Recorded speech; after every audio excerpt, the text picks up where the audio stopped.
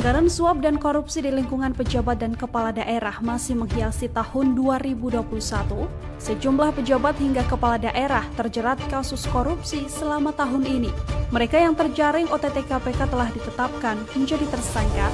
Berikut ini kaleidoskop pejabat atau kepala daerah yang terjerat korupsi selama tahun 2021. Kasus korupsi di Indonesia semakin marak terjadi dengan berbagai jenis, modus, dan kompleksitas.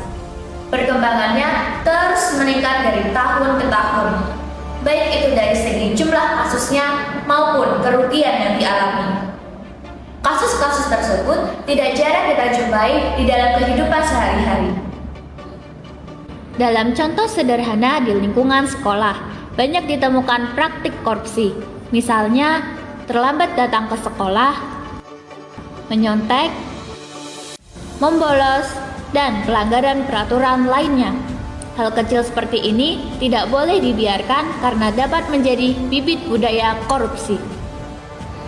Pendidikan anti korupsi merupakan tindakan untuk mengendalikan dan mengurangi korupsi. Hal ini diharapkan untuk mendorong generasi muda agar kritis terhadap nilai-nilai anti korupsi. Berikut 9 nilai anti korupsi yang perlu diajarkan untuk membentengi diri dari sikap koruptif. Sikap tersebut meliputi kejujuran, kesederhanaan, kepedulian, kemandirian, disiplin, kerja keras, keberanian, tanggung jawab, dan keadilan. Pendidikan anti korupsi dapat dimulai dari hal-hal kecil dan disesuaikan dengan usia anak. Pendidikan anti korupsi sangat penting bagi perkembangan psikologis anak, di mana anak dapat lebih dini mengenal hal-hal terkait dengan korupsi.